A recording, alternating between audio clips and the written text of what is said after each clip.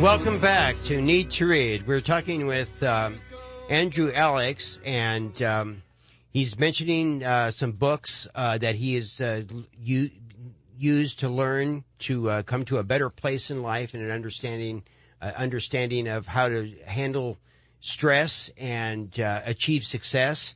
And these books and other information will be posted on our YouTube videos that this show will be coming out. It's not live streaming, but it's being recorded, and then it will be coming up on YouTube. And what else, Sarah? On Facebook as well, and you also have it on Twitter. And soon coming will be on iTunes. But this show here will be on YouTube and Facebook starting when, Monday or? It should be launched up on next week on Wednesday. On Wednesday, okay. So because I know it's hard to always write down the things you hear on the radio and stuff, and being absent-minded like I am, I might not be able to reiterate it. So in any case, I want to go back to Alex and Mr. Alex. Andrew Alex, excuse me. The first name, last name, it gets me going. But I want you to go ahead and continue where you left off.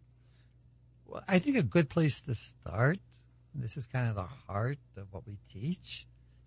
And, I like to break things down to very simple concepts. Absolutely. And so I start with a straight line. All right? And that straight line is like who we are, you see? And if we're born, there's this straight line, but pretty soon you have a past and you have a future, correct? Mm-hmm. So just be thinking, wherever you are, the older you are, you have more of a past and more of the future, okay? And the people who study these things, the psychologists, the psychiatrists, the scientists, when they spoke to patients, clients, did their surveys, what they found out is when people describe their past with one word, the words are things like regret, frustration, criticism, sadness, bitterness, unhappiness, and blame, and some good things. Okay? But it was kind of surprising that people seem to focus on the negative rather than the positive. Well, focusing on the negative is easier. Yeah. Than the positive. And it seems so necessary, because if you don't learn from your mistakes, you know what I mean? How are you going to grow? And trust me, I've made a lot of mistakes in my life, but then I always have to look at the positive notes. I needed those mistakes to grow. I feel like I'm already an old person now, and I'm young, but I've gone through so much, but I needed that. And the ego, which is our external mind, our external thinker, okay? It is a survival instinct, you see? And so it doesn't focus on the positive. It focuses on the negative, because the negative is about survival, you see? Now, so the scientists were kind of puzzled by all of this at first. So they asked the same questions about people's future. I mean, most of us would think, the future, that's about opportunities. But that's not what people said. What people described was not opportunities, but obstacles, risk, fear, failure, anxiety, loss of everything, hunger. And when they put it together, they realized that the ego, those are negatives that are about survival, you see? You want to make sure whatever you do, you take into consideration the obstacles, the risks, you see? Absolutely. And it's not so much about opportunities, you see? So you have to overcome all these obstacles. And so the ego, as it turns out, and Freud and Carl Jung and it's just a great deal of literature, and your readers would know this. The ego controls that entire line from the past to the future. And what people begin to realize is that whenever they have to make a decision or something is going on in their life, they kind of bump their head against the past, or they bump their head against the future. And what they're really bumping their head is the regret, the fear, the obstacles, all these things about survival. Don't do it, because if you do, you'll be a failure. You'll lose all your money. You see how the ego works? Sure. Because the ego is about the I. The ego is about dominance, rigidity, fear, greed, materialism. It's the external world. An absolute necessary aspect. It is necessary. Yes. The ego is there to protect you. Absolutely. The problem is we have learned to rely so much on the ego that what happens is the ego controls our moods, you see? And pretty soon we start getting this modulation. The wave of water. The wave of water. Sometimes they call it mood modulation. Sometimes they call it mood loops. Mood swings. Mood swings. Yeah. And psychiatrists say, look, that's okay because there's built-in what they call banks or guardrails, you see? However, with those modulations, because it's all driven by the ego, that what happens is we start to see a lot of noise, clutter, turbulence.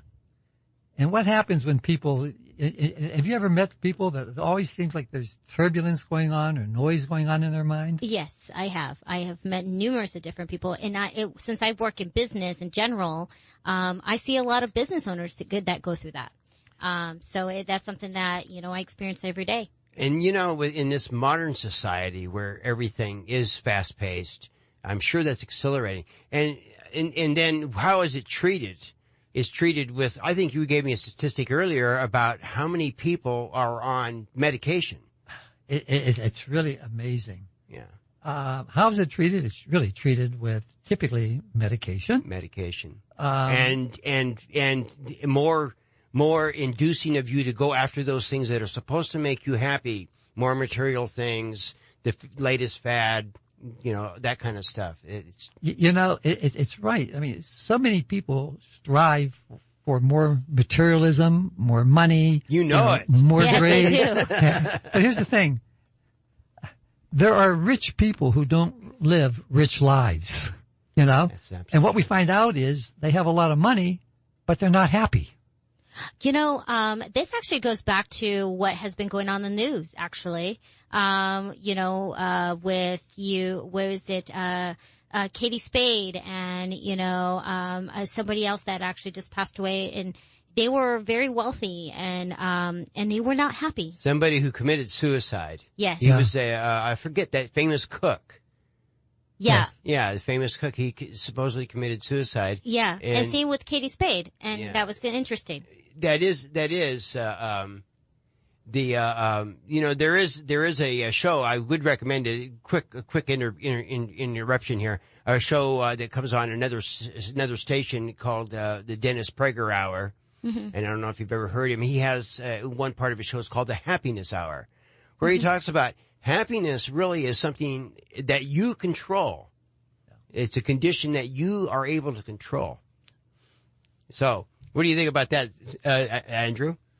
It is what we teach, and we're going to talk about this. Absolutely. And if we don't get through it with this session, maybe you'd be nice enough to invite me back. Absolutely. Because when we're done with this, I am going to lay the foundation, kind of a structure, a model for people to find happiness and prosperity at all levels by their definition.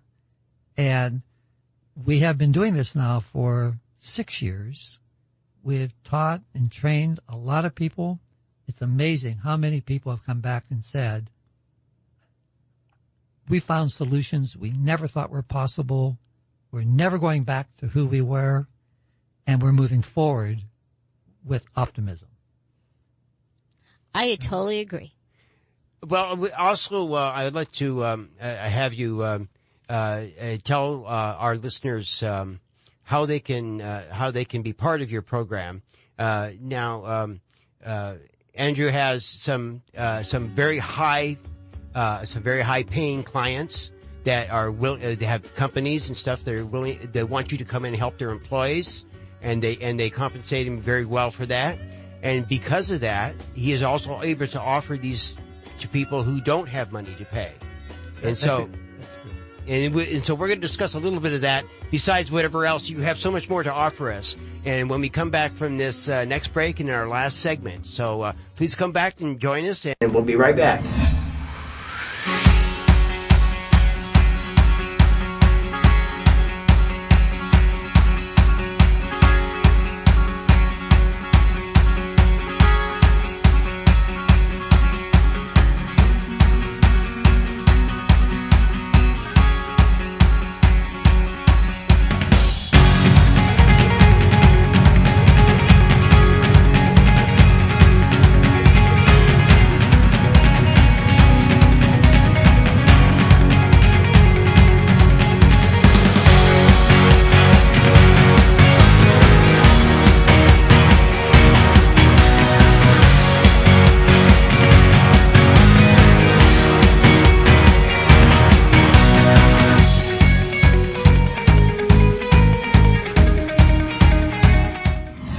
Welcome back. I hope you enjoy our intro music from Gordon Lightfoot. We're talking with Andrew Alex, and we were talking about achieving success in your life and reading the works of others that who have give us insights about things. And it was also, I think, when we left, we were talking about our mood swings and how our ego, our survival instinct drives us. And so on that, I'll go ahead and let you continue on, Senor. Yeah, so we have these emotional loops or mood swings, but typically we can at least be functional, although maybe not the level we would want to be, you see. Mm-hmm. And I think, Sarah and Allon, you probably find people all the time who just seem to you never know what to expect when you connect with them. Yeah, there's a lot of people out there that you just don't know. It's like a box of chocolate. You just never know what you're going to get. There are some people out there, and then there's a box where that it has caramel and peanuts, so that. Yeah. So it's unpredictable and who you're going to come across. And let's say that that they get by, okay, but add a little stress in their life. Some stressors, maybe a relationship that's breaking up, a marriage that's breaking up, financial stress. You can't pay the mortgage or you can't pay the rent, physical problems or emotional problems, you see? And all of a sudden, remember those banks that we talked about, or guardrails? All of a sudden, the emotional loops just go right past them, you see? They're no longer effective. It's like a speeding tractor trailer hitting a guardrail. It goes right through it. It's like when you've have problems, and instead of letting yourself think about the problems and the solutions, you just let those problems overwhelm you. And what happens is the mood swingings, or what they call the emotional loops, get so powerful that a friction builds up in the thought process, in the decision-making process. It's like going down the road and putting on your brakes. What happens? When you put on the brakes, there's friction, right, between the tires and the pavement. Doesn't stress also release some kind of hormones into the body that makes makes thought subordinate to flight or fight? It does. It does. It's there's a whole series of medical diagnoses, that occur. And so what happens is now people get in a behavioral rut. Yeah. And what the scientists and the psychiatrists say is, look, they become rigid at one end of the spectrum, okay, and chaos on the other end. Sometimes not only is there friction, but their actual ability to think and to cope gets rigid. It gets frozen. They just can't function. Stress will certainly do that to you. You see, and then all these hormones, build up. And so what happens is there's different degrees that it's called behavioral loop or behavioral rut. And now we're talking about anxiety, depression, dysfunction, psychosis, and a lot of times we see obsession or addiction. And what do we mean by addiction? I'm talking about self-medication, prescriptions, street drugs, food, gaming, and you could probably... Gambling, it could be a lot of different factors. But I think that's what the society is just kind of doing, a cover-up instead of solving the problem. What they're doing is just finding something to make them feel better. I think you could be summed up in you exchange the fragile glow of love for the glitter in the rouge. Yeah. That makes complete sense. That's exactly what's happening. Well, I can't take credit for that. That's a quote from a Jackson Browne song. Yeah. They exchange love's fragile and warm glow for the glitter and the rouge. Wow. You see, and this is all about the external mind being controlled by the ego. You see? And I think, Allon, what you said was, maybe you said it, Sarah, and if your ego if it's controlling you, then what happens? It has to have domination. So it's all about the material. If you have something, it only keeps you happy for a short period of time, and then you need more. You see? I guess that's why this is a common idiom that I've heard many over. It's not the wealth that these men like Buffett and Gates crave. It is the acquiring of it. It is the process. It's the challenge of it. Yeah. Yeah. And what happens when you get into these tremendous mood swings when there's stress? We have all these diagnoses today, whether it's depression or addiction. But the ancients, remember we talked about the ancients going back 6,000 years, 7,000 years? They had a name for it. They called it body pain. Sometimes when you see somebody that is going through that and having those kind of mood swings, sometimes it has nothing really to do with anxiety of financial or, relationship problems. Sometimes it has a lot to do with it internally with the brain. I'm just going to kind of use that example as my brother, for instance, is, at one time we all thought he had depression and they were giving him tons of medication. He didn't want to take that medication. And then later on, we find out he had a tumor for 10 years. Wow. Yeah. And, that was actually giving the dysfunctionability of his brain. Yes, yeah. It was. It caused hallucinations. It caused hallucinations. Yeah. So really, it kind of affects all kind of aspects. What they need to do is really kind of get checked and really kind of see where the issue is lying. It might be just a medical issue that they do not know how to chemically handle situations. Yeah. Well, Allon, thank you, because that's absolutely correct. What your readers will really begin to appreciate, and your audience, is, remember we said that the ego controls that whole line from the past to the future, but there's one area the ego does not control. One dot on that line.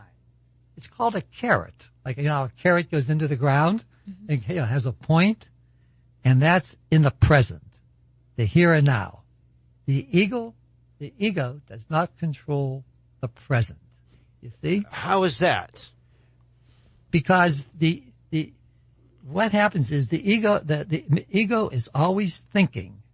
But if you can find the present, and how do you find the present? Stop, pause, and just breathe. And if you're aware of your breath, then you have located the present. And when you are focusing on breath, you can't think of any other thoughts. That's very interesting. Is that got something to do with the coordination between the heart and the brain and the solar plexus? It has everything to do with it. And that is why breathing is such an integral part, or essential part of meditation. Excuse me, meditation. But most people, they just are external driven and never stop. You see. So the actual intake of oxygen to supply our blood with oxygen, to supply the brain with the oxygen that it needs to make its thoughts, is, it's essential. It's essential, and it will cause the thinking to pause. When you take that breath and you focus on that breath, all thinking comes to a pause. Isn't that something? You will have found your centered balance, that present. So in fact, all these religious experiences, all these these thoughts about God, about the eternal, all this cannot be done without proper brain nutrition. Isn't that something? You know, folks, unfortunately, as always, this hour has gone by so quickly. Andrew, we're going to ask you back again. I hope you will come back to the show and give us more of this insight. I just have so many. I don't know how much I agree with you or don't agree, but I have just got so many questions that I know that you're going to have some answers back for me, and the listeners are going to benefit from this. So once again, everybody, this has been Need to Read, and we're promoting reading for fun, profit, and understanding, and the development of habitual critical thinking. And I want to say God bless to all of you.